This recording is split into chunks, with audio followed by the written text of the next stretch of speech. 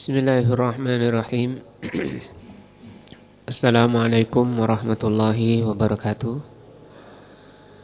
Alhamdulillahirabbil alamin wa bihi nasta'in ala umurid dunya waddin.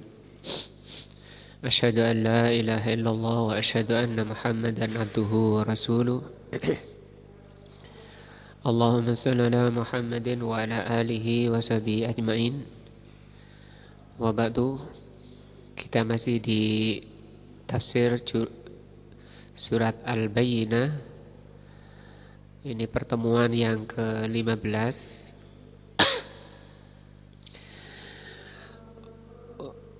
Untuk mengulang dari pertemuan yang ke-14 karena yang dulu trouble di suara pada menit pertama sampai 9. Jadi saya ulang 9 menit mengulang untuk pertemuan 14.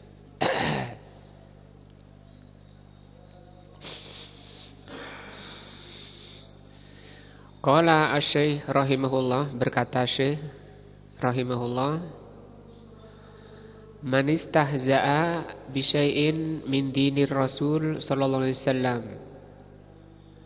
Barang siapa yang mencela sedikit pun dari agama Ar-Rasul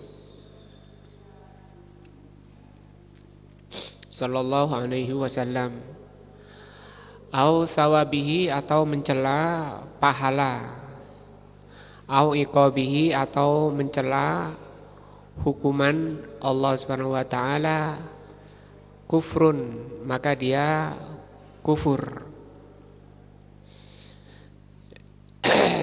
Wa dalilu qauluhu ta'ala, dalilnya adalah firman Allah, Qul abillahi wa ayatihi wa rasulihi kuntum tastahzi'un.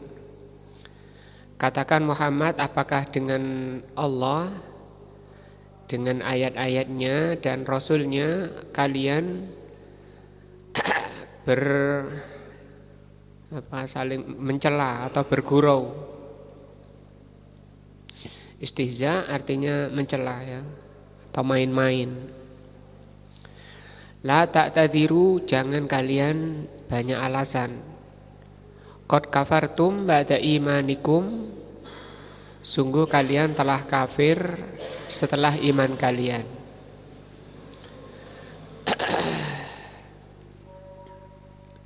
Asyarhu, penjelasan. Qala rahimahullah as-sadis, di masalah yang ke-6 dari pembatal-pembatal Islam. Ai anna kidus sadisu, yaitu pembatal yang ke-6, min nawaqidil Islam, dari pembatal Islam, adalah manis ta'za'a bi syai'in min dini Rasul. Pembatal ke-6 dari pembatal Islam adalah orang yang mencela Islam, mencela sedikit pun dari agama Ar-Rasul sallallahu alaihi wasallam, atau mencela pahalanya, balasannya, au iqabihi, atau mencela siksa-siksa Allah, kufrun, maka dia telah kafir. Wa dalilu qauluhu ta'ala, dalilnya adalah firman Allah, Qul abillahi wa ayatihi wa rasulihi kuntum tastahzi'un. Apakah dengan Allah, dengan ayat-ayatnya dan Rasulnya kalian main-main. La ta'tadiru, jangan kalian banyak alasan. Qad kafartum ba'da imanikum, sungguh kalian telah kafir setelah iman kalian. Hada babun azimun, ini bab yang ke-6 ini, kata beliau, adalah bab yang besar, masalah besar, bab yang agung. Walladzi qablahu, dan bab sebelumnya, yaitu bab yang ke-5, di sana pembahasannya man abghadha syai'an mimma ja'a bihir ar-rasul. hukum orang yang membenci. Kalau ini mencela. Orang yang membenci sedikit pun dari apa yang datang dari Rasul. Itu sudah dibahas, bisa dilihat di pertemuan ke-13 atau pertemuan ke-12, 12-13 membahas tentang ini. Bagaimana hukum orang yang membenci ajaran Rasul. Itu pun sudah dibahas bahwa hukumnya kafir, bisa mengeluarkan orangnya dari Islam. Wal bughdu, kebencian. Wal karoha, karoha juga benci ya. Mungkin ini jengkel, yang ini benci. Min a'malil qulub, jengkel dan benci pada ajaran Islam itu termasuk amalan hati. Ya. Nah, dari amalan hati saja orang bisa keluar dari Islamnya. Wa amal istihza, adapun istihza melecehkan, mencela, merendahkan dengan lisan, fahuwa min aqwalil lisan. Itu termasuk dari ucapan lisan. Wa hadhil ayatu al-karimatu, ayat yang mulia ini, itu surat At-Taubah ayat 65 ya. Ja'a fi sababi nuzuliha, ada sebab turunnya. Surat At-Taubah ayat 65 ini ada sebab turunnya. Anna jama'atun minal muslimin, ada sekelompok dari muslimin, kanu ghazatun ma'an Nabi sallallahu alaihi wasallam, mereka ikut perang bersama Nabi. Jadi kalau perang bersama Nabi disebut ghaza. Tapi kalau Rasul tidak ikut namanya sariyah, utusan. Fi ghazwati Tabuk, yaitu pada perang Tabuk. Nah, fajtami'u fi majlisin, sekelompok muslimin tadi berkumpul di satu majelis perjalanan pulang. Fatakallama wahidun minhum, maka seorang dari orang yang ada di majelis itu bicara. Ma ra'aina mithla qurra'ina haula, kami tidak melihat seperti qurra'ina. Qurra ini pembaca. Nah, maksudnya ulama-ulama kami, pembesar-pembesar kami. Arghabu butunan, mereka paling doyan makan. Nah, wala akdzabu alsinan, dan mereka paling dusta lisannya. Wala ajbanu indal liqa, dan mereka paling pengecut ketika berjumpa dengan musuh. Ini celaan besar pada Rasul dan sahabat ya. Nah, ya'nuna ar-Rasul sallallahu alaihi wasallam, yang mereka maksudkan adalah Rasul sallallahu alaihi wasallam wa ashabuhu atau ashabahu radhiyallahu anhum. Yang mereka maksud di sini banyak makan, banyak dusta dan pengecut, itu Rasul dan para sahabat. Wa kana fil majlis syabun minal ansor, dan di majelis tadi ada seorang pemuda dari Ansor, yuqalu lahu Auf ibnu Malik, yang bernama Auf ibnu Malik.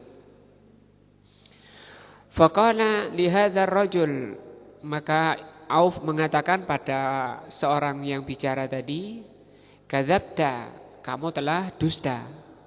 Walakinnaka munafikun, tapi engkau adalah orang munafik. La ahbaronna ar-rasula, la ahbaronna Rasulullah sallallahu alaihi wasallam, sungguh aku akan kabari Rasulullah sallallahu alaihi wasallam. Faqama dahiban ila Rasul sallallahu alaihi wasallam, maka Auf berdiri pergi menuju mencari Rasul sallallahu alaihi wasallam. liyahbirahu fawajada annal wahya sabaqahu, untuk mengabari apa yang disampaikan oleh orang tadi. Tapi ternyata wahyu telah mendahului Auf. Wa nuzila ala rasuli sallallahu alaihi wasallam, dan wahyu telah turun pada ar-rasul sallallahu alaihi wasallam. Nah. Fa'ahbarahu Allah jalla wa ala bima qalahu haula'i fi majlisihim. Allah mengabarkan pada Rasul apa yang diucapkan mereka fi majlisihim. Di sini kata Syekh Shalih Fauzan, haula, mereka. Padahal yang ngomong satu. Au qalahu wahidun minhum. Atau walaupun yang bicara itu seorang, wal baqiyatu lam yumkiru alaih. Masalahnya yang lain tidak mengingkari. Ya, yang lain tidak mengingkari. Kecuali siapa tadi? Auf ibnu Malik, pemuda Ansor. Walamma nuzila dzalika ala Rasulillahi irtahala min makanihi. Setelah sampai pada Rasul, maka orang tadi pergi dari tempatnya. Maka Rasul sallallahu alaihi wasallam pergi dari tempatnya. Warakaba rahilatahu, dan beliau menaiki ontanya. Lamma balaghahu hadzal qaulu asyani, yaitu setelah ucapan tadi sampai pada beliau, ucapan jelek tadi sampai pada Rasul, maka Rasul berdiri menaiki untanya. Nah, faja'a hadzal rajul, maka orang tadi datang, yang bicara tadi datang. Alladzi takallama ya'tadiru lirrasuli sallallahu alaihi wasallam, datang menemui Rasul minta udzur pada Rasul. Wa yaqul, dia mengatakan, ya Rasulullah, innama kunna nahudu, kami hanya bincang-bincang. Nahudu itu artinya bincang-bincang. Wanal abu, dan kami hanya main-main. Natahaddatsu haditsar raqib, berbicara, yaitu berbincang-bincangnya orang yang sedang jalan. Naqta'u bihi anna at-tariq, ketika kami berhenti sedang singgah ngobrol. Nah, war Rasulullah sallallahu alaihi wasallam la yaltafit ilaihi, dan Rasul sallallahu alaihi wasallam tidak menoleh pada orang ini. Wa huwa muta'alliqun binis atina qati Rasulillah sallallahu alaihi wasallam. Orang tadi bergelantungan memegangi tali unta Rasul sallallahu alaihi wasallam, minta udzur. Wa rasulu la yaltafit ilaihi, dan Rasul tetap tidak menoleh padanya. Wala yazidu ala qiraatil ayah, Rasul tidak melebihi dari sekedar membaca ayat tadi. Nah, abillahi wa ayatihi wa rasulihi kuntum tastahzi'un la ta'tadiru qad kafartum ba'da imanikum. Nah,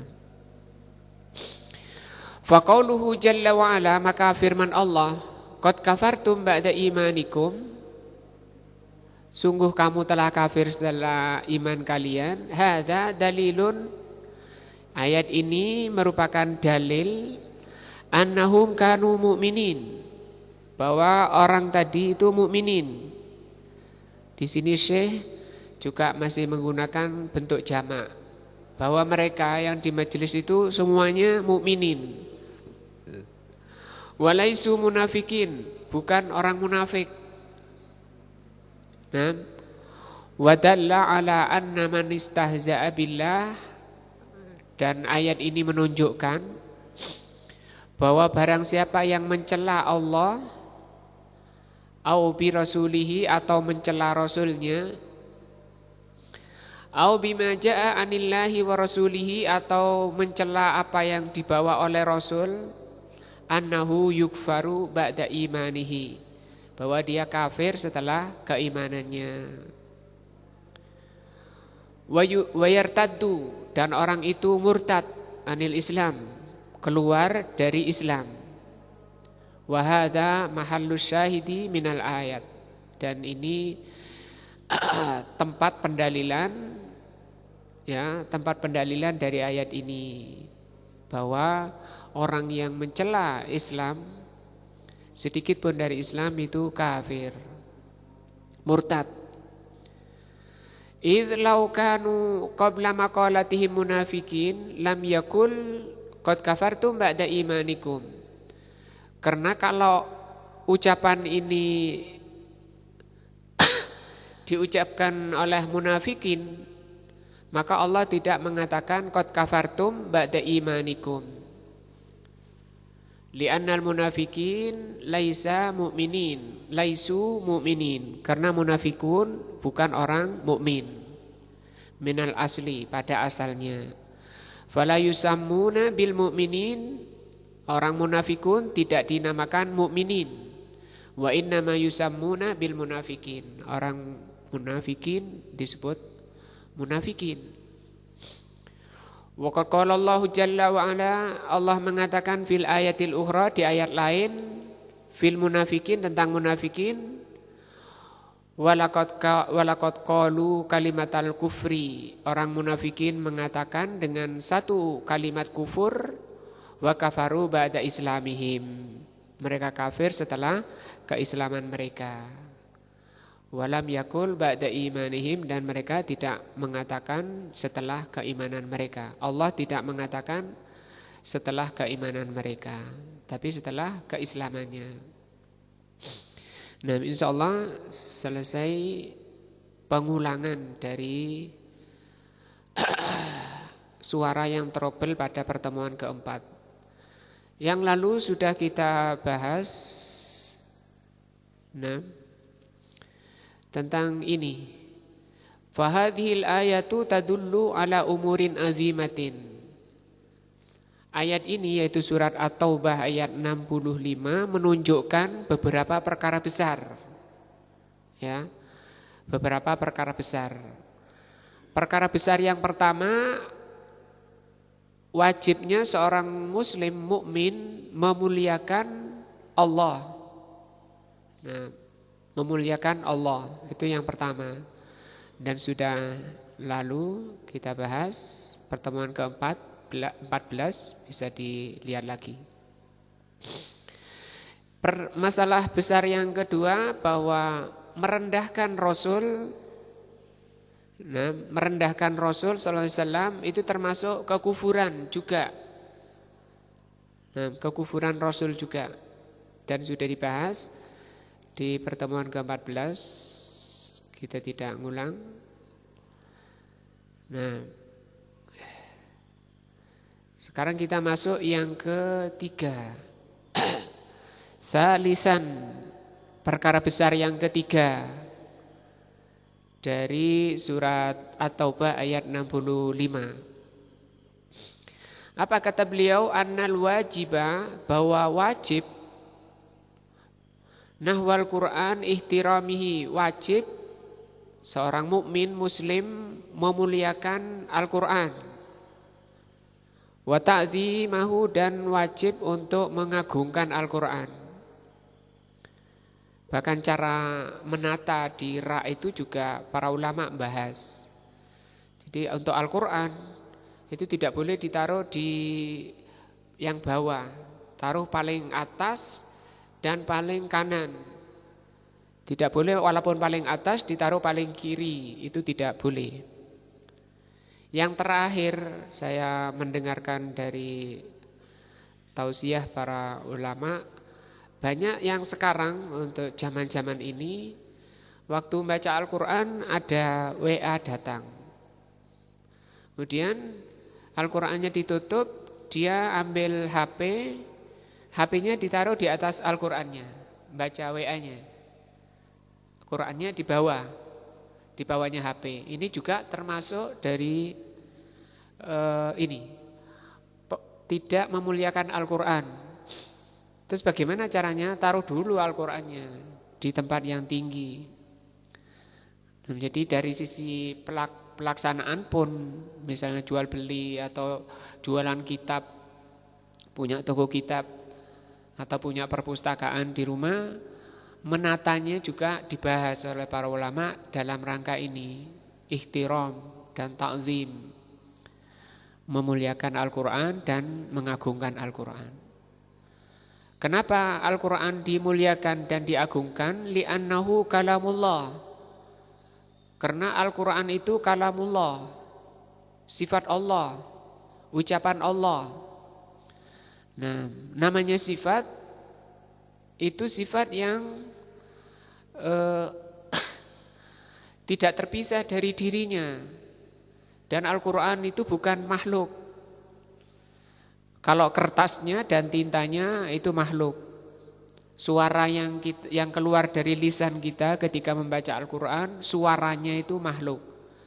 Tapi yang disuarakan, yang ditulis oleh tintanya makhluk, kertasnya makhluk, lisannya makhluk, mulutnya itu makhluk.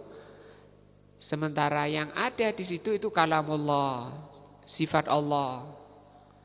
Nah, dan mukjizat dari Allah Subhanahu wa taala, Allah yang menjaganya.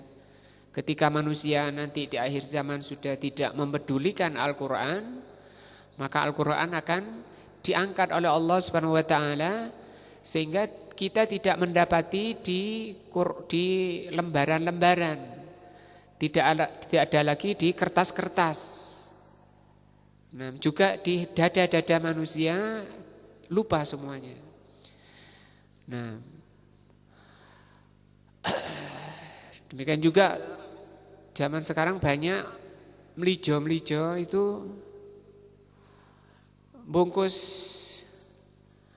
belanjaan itu dengan kertas-kertas yang tertulis di sana ayat-ayat. Nah, ini termasuk di sini, nggak boleh. Dan kalau mendapati itu segera diambil untuk dimuliakan, diselamatkan.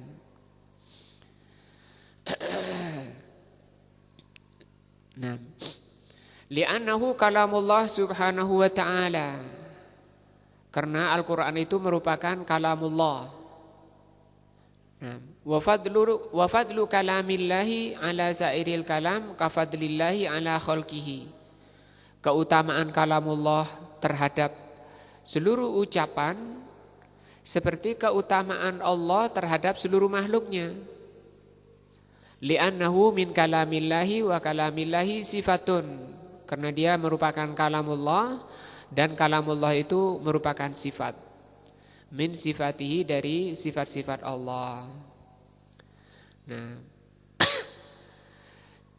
dan sifat Allah itu merupakan sifat zatnya subhanahu wa ta'ala. Fal wajibu ihtiramu kitabillahi, maka wajib orang muslim mukmin memuliakan kitabullah.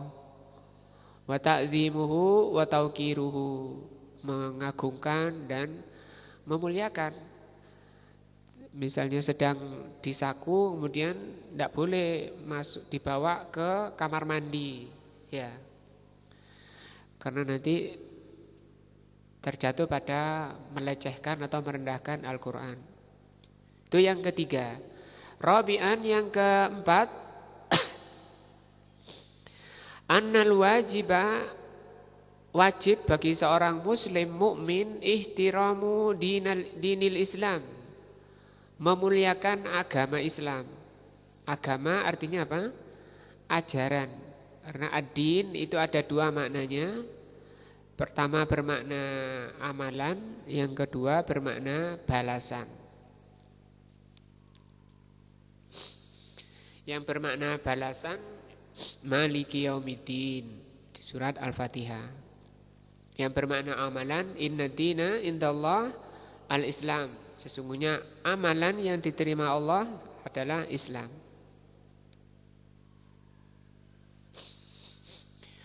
Wa adamu tangkisihi, dan haram merendahkan ajaran Islam. Nah, au intiqadi syai'in minhu, atau intiqad itu membantah. Wah, ini tidak cocok ayat ini atau hadis yang sahih. Ajaran Islam dibilang ajaran Islam itu tidak relevan atau tidak sesuai untuk diterapkan di Indonesia misalnya. Nah, maka itu masuk daripada tangkis, masuk dari perendahan, masuk daripada merendahkan Al-Quran, dan itu bahaya. Li'annahu dinullah, karena Al-Quran, karena agama Islam itu adalah agama Allah, wa syar'u, dan merupakan syariat Allah. Fala yajuzu li ahadin, maka tidak boleh seorang pun an tangkida ayyan takida hadad din, membantah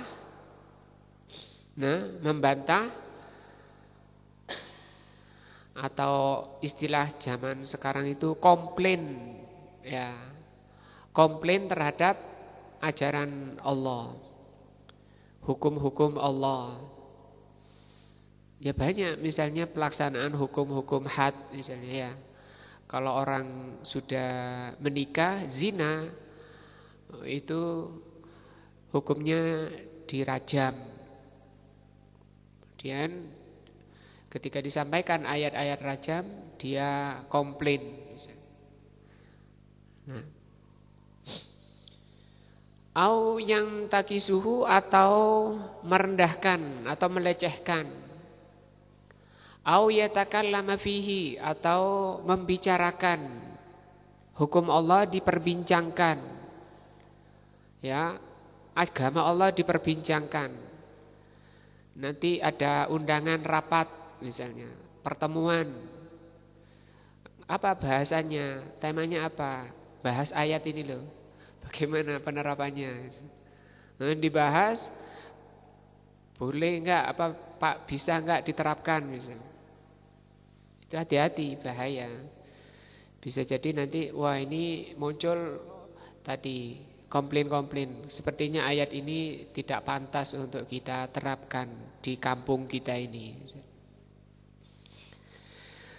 Au yatakallamu fihi bikalamin, atau membicarakan agama Allah dengan pembicaraan fihi tangkisu wastihza, yang di dalamnya berisi pelecehan atau merendahkan atau celaan.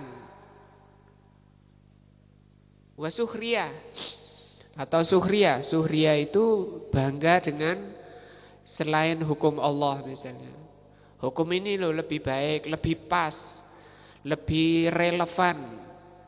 Nah, kita terapkan yang ini saja. Nah, adapun ayat itu atau hadis itu kurang relevan. Nah, maka kalau jenengan di situ harus segera berdiri. Tidak boleh duduk di situ, haram hukumnya. Nah, haram hukumnya duduk di situ. Coba di ayat tadi itu. Padahal yang bicara satu, tapi hukumnya mengena ke seluruh. Nah, di samping nanti ada ayat-ayat di surat An-Nisa, Allah katakan, nah, falam yajlisu fihi, jangan duduk di situ. Berdirilah, bangun dari tempat itu. Fahadha huwa al-wajibu, maka inilah yang wajib. Nah wallahi jalla wa ala wa rasulihi wa nahu dinil Islam. Begitu yang wajib bagi seorang muslim di hadapan Allah, terhadap Rasulnya dan agama Allah. Di atas segalanya harus kita muliakan. Kita sami'na wa ta'na, kita memuliakan Allah, mengagungkan Allah dan Rasulnya dan agamanya. Karena agama ini merupakan hablullah, ya, tali Allah yang bisa menyampaikan kita, mengantarkan kita kepada keselamatan, kepada keridhaan Allah, maka Allah perintahkan untuk apa? Memeganginya, menggigitnya. Wa'tasimu bihablillahi jami'an. Nah, wala tafarraqu. Khamisan, yang kelima, annahu yajibu ihtiramu sunnati Rasul sallallahu alaihi wasallam. Ayat ini menerangkan wajibnya seorang mukmin muslim mukmin memuliakan, menghormati sunnah Rasul sallallahu alaihi wasallam, wa tawqirihi, dan memuliakan sunnah Rasul sallallahu alaihi wasallam, wa ihtiramuha li'annaha kalamur Rasul sallallahu alaihi wasallam. Kenapa dimuliakan? Karena itu ucapan Rasul sallallahu alaihi wasallam. Nah, wahya wahyun minallahi jalla wa ala, dan ucapan Rasul itu wahyu. Menunjukkan bahwa wahyu itu dua, yaitu Al-Quran dan sunnah Rasul, itu wahyu. Nah, yang wajib kita memuliakannya, mengagungkan. Allah berfirman, wa ma yantiqu anil hawa, Rasul tidak mengucapkan dari hawa. In huwa illa wahyun yuha, yang beliau ucapkan hanyalah wahyu yang diwahyukan.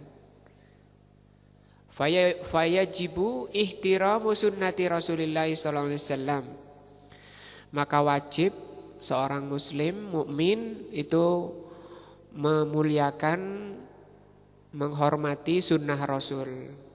Sekalipun masalah mungkin dianggapnya remeh, misalnya motong kuku, merapikan kumis, memelihara jenggot, nah, pakai sendal dari yang kanan.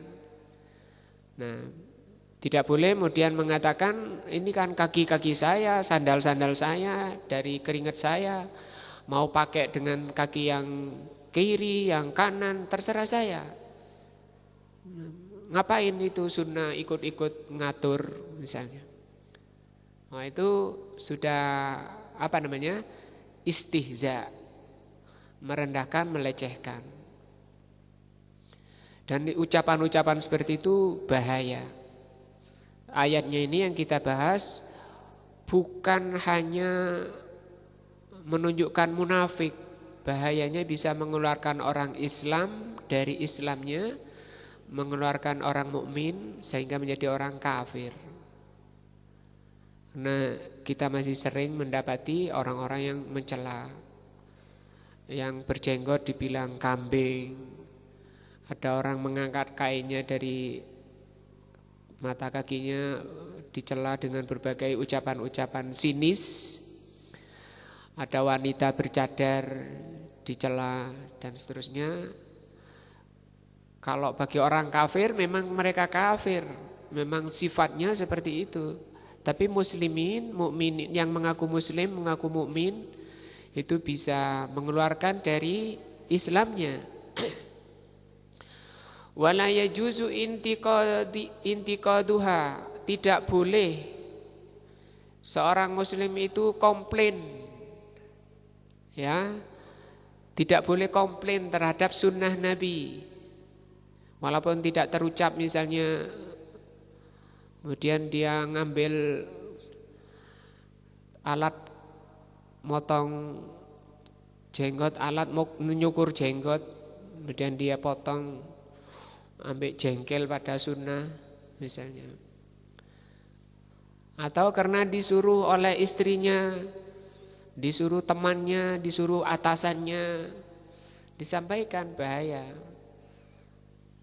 Kalau sampai dia jengkel, disampaikan ilmunya. Wal istihza, kalau nggak bisa jelaskan, diberikan rekamannya ini.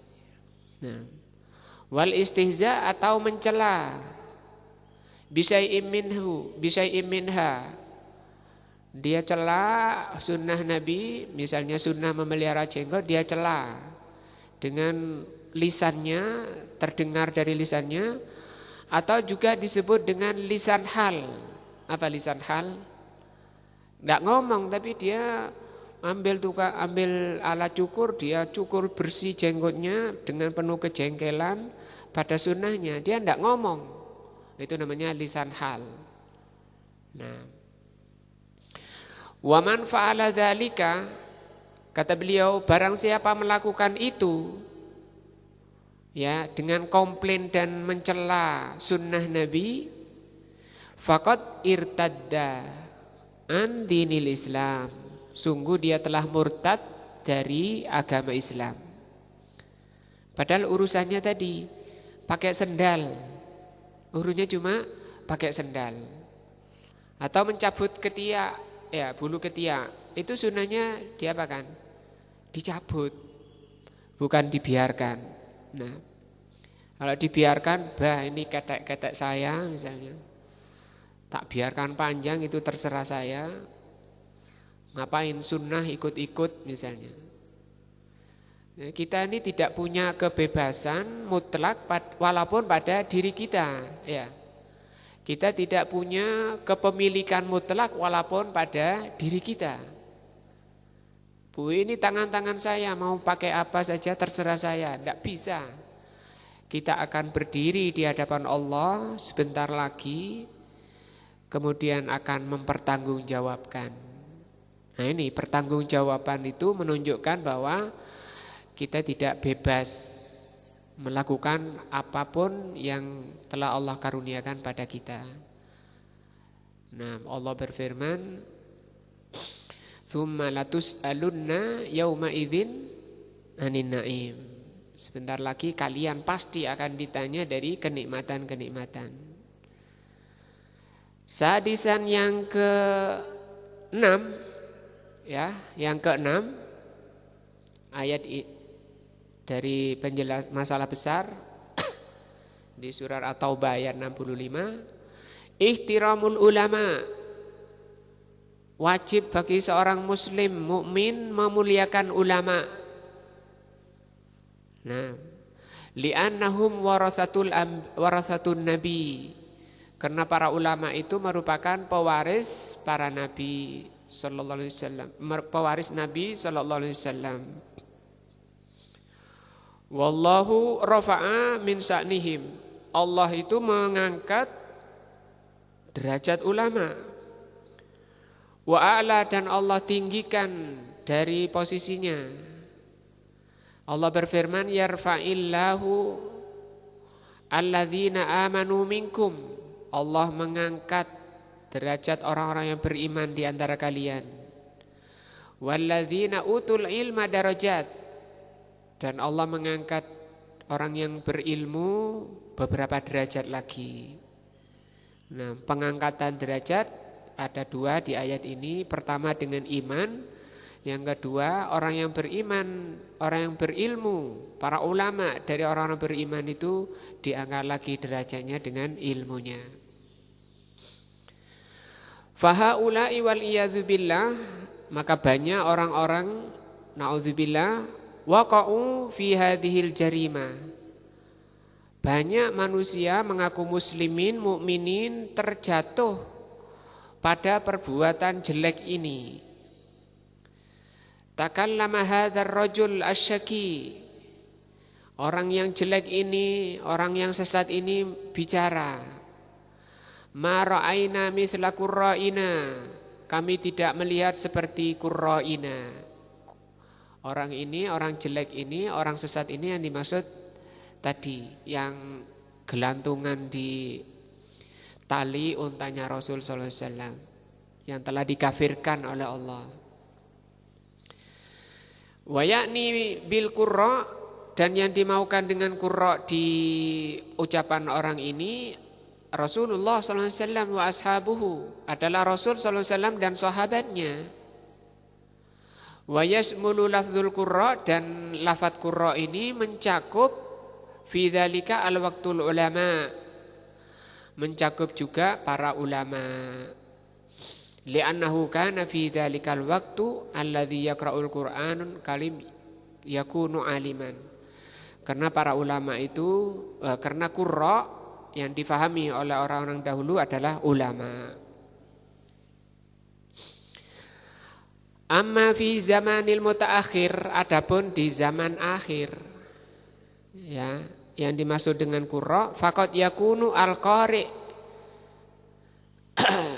Ada kalanya mereka itu sekedar qari. Qari itu bahasa Indonesianya pembaca. Nah,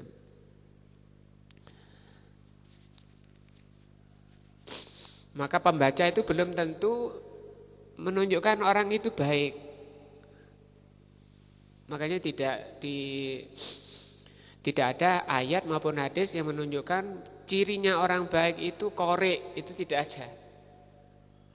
Yang ada kata Rasul sallallahu alaihi wasallam, man yuridillahu bihi khairan apa? Yufaqihu, pakai faqih.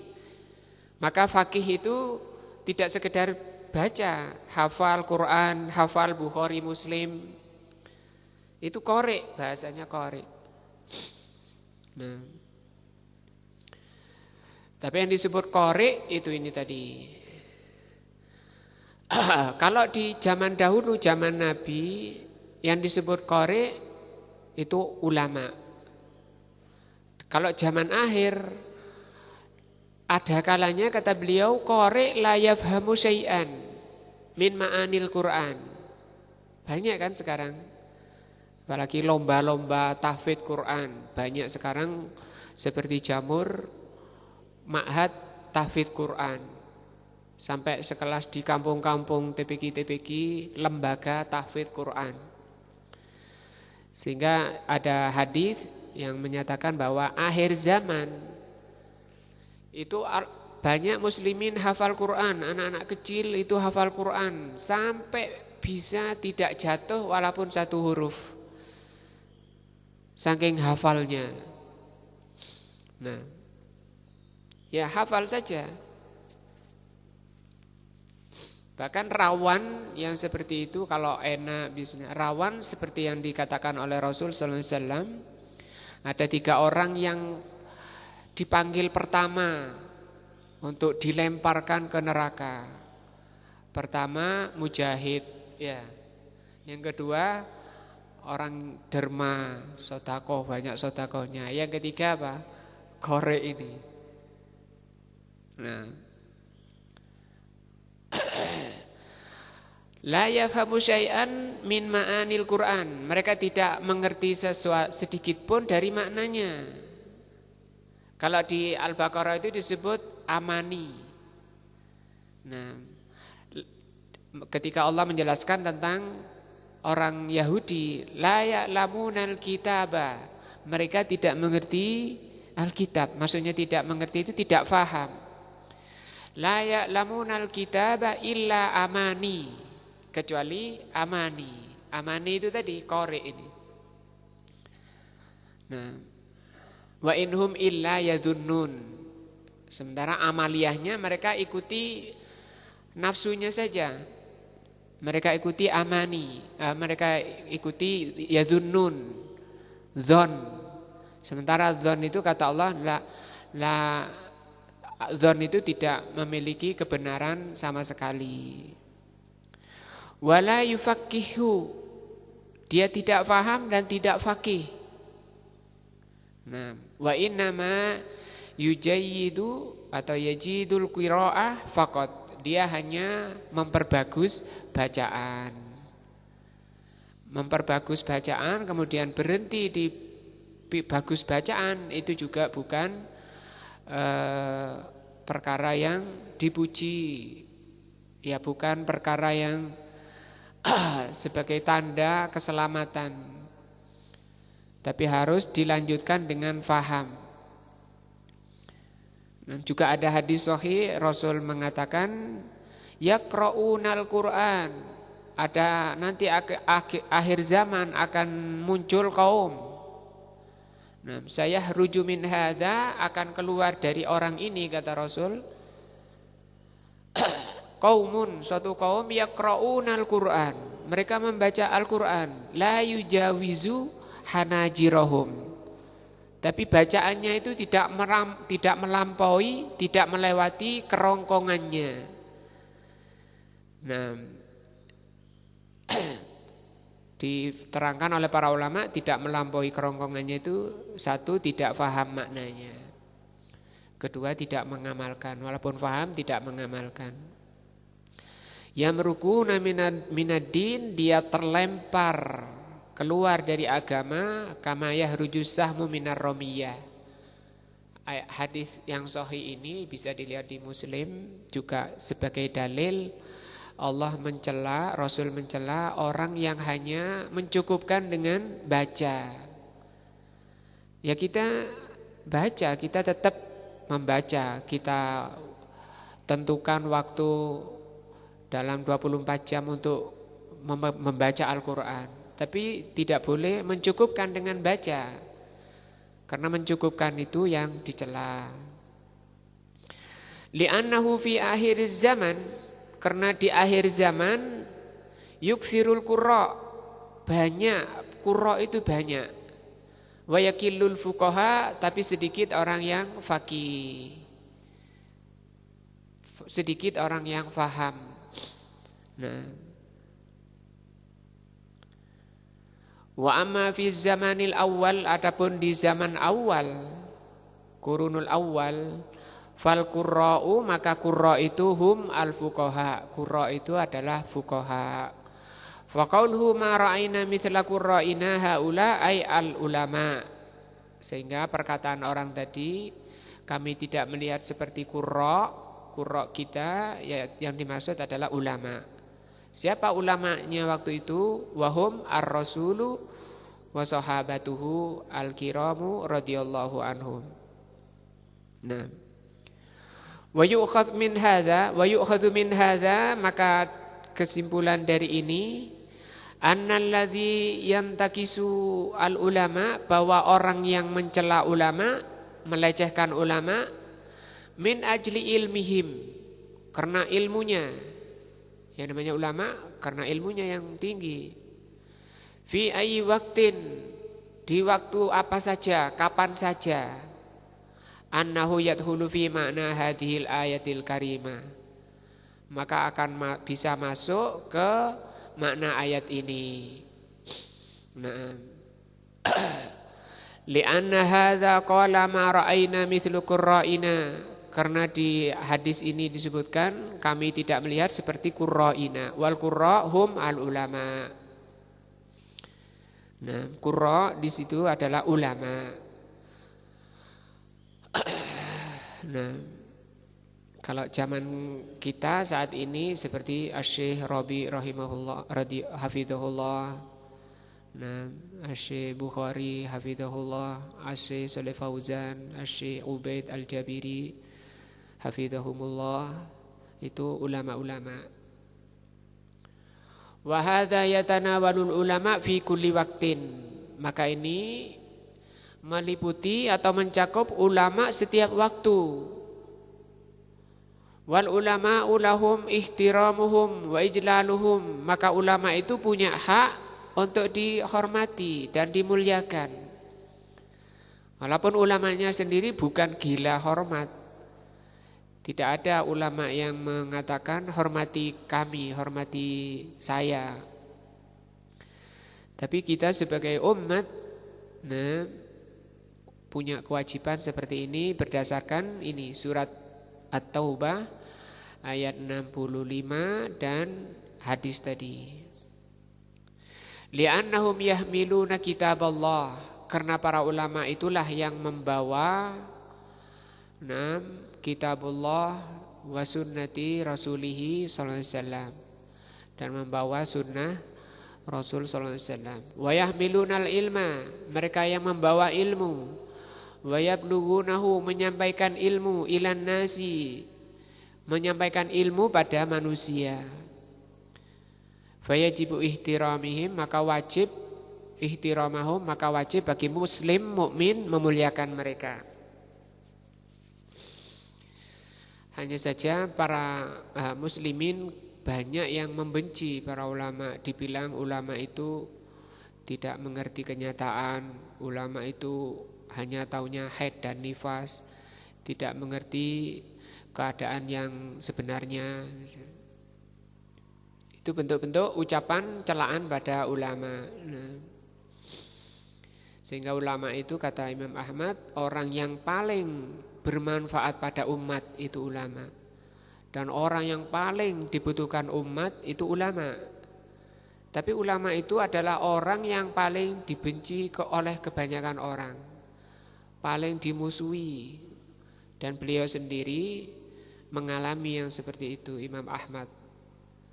Kan Imam Ahmad pada zamannya itu yang selevel sama beliau dari sisi ilmunya itu banyak. Banyak yang selevel sama beliau. Dari sisi ilmu tentang hadisnya. Tapi kenapa yang dikatakan Imam Ahlus Sunnah beliau yang paling menonjol setelah beliau mengalami ujian yang sangat berat. Sampai diriwayatkan meninggalnya pun karena siksaan-siksaan yang beliau alami untuk mempertahankan sunnah. Wan Nabi sallallahu alaihi wasallam yaqul, Nabi sallallahu alaihi wasallam mengatakan fadlul alim, keutamaan orang berilmu, alal abid, daripada orang yang ahli ibadah, kafadlil qamar ala sairil kawakib, seperti keutamaan bulan terhadap seluruh bintang. Kalau bulan itu bisa menerangi dirinya dan menerangi alam. Kalau bintang itu menerangi dirinya saja. Ahli ibadah juga, ahli ibadah itu kayak bintang menerangi dirinya saja. Kalau alim menerangi diri dan yang lain. Juga Rasulullah SAW bersabda, wa innal alima, karena sesungguhnya orang alim yustaghfaru lahu kullu syai'in. Orang alim itu dimintakan ampun oleh segala sesuatu. Hatta hitan, sampai ikan-ikan fil bahri, di tengah laut. Nah, fal alimu lahu qudruhu, maka orang alim itu punya posisi, punya derajat yang Allah angkat. Wal muradu al alimu bisyar'illah, dan yang dimaksud di sini adalah orang yang alim terhadap syariat Allah. Bukan alim tapi urusan dunia. Nah, bukan alim dalam masalah dunia. Maka kalau ada ayat hadis memuji orang yang berilmu, misalnya thalabul ilmi faridatun ala kulli muslimin, mencari ilmu fardu atau wajib bagi setiap muslim. Ilmu apa yang dimaksud? Agama. Yang wajib itu ilmu agama. Kalau ilmu dunia itu mubah, asalnya mubah, tidak wajib. Tapi muslimin sekarang malah kebalik, walaupun tidak bicara, tapi pelaksanaannya kebalik. Sumpek susah kalau anaknya tidak belajar ilmu dunia, kalah ketinggalan ilmu dunianya. Sementara ilmu agamanya seakan-akan bukan perkara yang wajib, bukan perkara yang harus dituntut. Nah, sehingga mereka mengukur kesuksesan itu dengan dunia. Padahal dunia itu hanya urusan badan, sementara agama itu urusannya hati. Padahal kita manusia menghadap Allah urusannya apa? Badan apa hati? Hati. Derajat manusia, keselamatan seseorang tergantung hatinya. Tapi malah membiarkan hatinya gersang, hatinya mati karena tidak mau belajar agamanya. Maka orang yang cerdas, pandai itu mendahulukan mana yang seharusnya didahulukan. Bangga, senang kalau anaknya itu sukses dalam urusan dunia. Karena Allah menciptakan badan itu butuh makanan, Allah juga menciptakan hati, dan hati itu butuh makanan. Manusia terdiri dari dua hal, yaitu rohani dan jasmani. Jasmani butuh makanan, rohani juga butuh makanan. Makan badan kita sudah paham. Dan ahli gizi menyarankan makanan harus bergizi, proteinnya cukup, imunnya dan seterusnya. Diteliti dan seterusnya. Wah, semangat menelitinya. Padahal hati juga demikian, kaidahnya itu masuk ke hati juga. Hati juga harus diberi makan, disiram. Bahkan kata Imam Ahmad, manusia itu butuh makanan hati. Itu melebihi kebutuhan makanan badan. Ya, kalau badan itu makan butuh sehari itu 2 atau 3 kali. Tapi hati itu butuh makan setiap waktu, setiap saat. Nah, karena setiap nafas kita akan dipertanggungjawabkan kepada Allah Subhanahu wa taala. Nah, kita selesaikan yang kelima ini. Qala ta'ala innama yakhshallaha min ibadihi al-ulama. Allah mengatakan bahwa yang takut kepada Allah dari hambanya itu hanya ulama. Nah, fal ulama'uhum ahlu khasyatillah. Ulama itu adalah orang-orang yang takut kepada Allah Subhanahu wa taala. Kalau ngaku berilmu tapi gak takut, itu bukan ulama yang robbani. Karena kata Imam Asy-Syafi'i, ulama itu bukan dengan banyaknya kitab, banyaknya hafalan. Nah, laisal alim bi kathratil kutub wa kathratil riwayah wa dirayah. Bukan diukur dengan banyaknya kelihayannya menyampaikan ayat dan hadis. Mereka tidak buka kitab. Hadis-hadis sudah bisa diprint langsung, diucapkan secara langsung. Bukan itu. Tapi kata beliau, al-ilmu ma yuntafa. Ilmu itu yang diamalkan. Nah, kenapa dia amalkan ilmunya? Karena dia takut pada Allah. Nah, maka ini ciri ulama yang benar, takut kepada Allah Subhanahu wa taala. Li'annahum ya'rifunallah, karena mereka mengenal Allah. Ulama kenapa takut kepada Allah? Karena mereka kenal dengan Allah. Haqqul ma'rifah, dengan pengenalan yang sebenarnya. Fahum yujillunahu wa yu'azzimun, sehingga ulama itu benar-benar mengagungkan Allah, meninggikan Allah, wa yakhshawnahu, dan takut kepada Allah. Wa kullama zada ilmul insan, maka setiap bertambah ilmunya manusia, zadat khasyatuhu, akan bertambah rasa takutnya lillahi azza wajal, kepada Allah azza wajal. Fayajibu ihtiramal ulama, maka wajib bagi setiap muslim mukmin memuliakan ulama wa tauqirihim, dan menghormatinya. Faman tanaqqasahum, maka barang siapa merendahkan, melecehkan ulama, fa innahu yakunu dakhilan fi makna hadhil ayah, maka masuk ke makna ayat ini. Abillahi wa ayatihi wa rasulihi kuntum tastazi'un. Apakah dengan Allah, dengan ayat-ayatnya dan Rasulnya kalian mencela, melecehkan? Wallahu a'lam bisawab. Setelah kita lanjutkan pekan depan yang ke-7.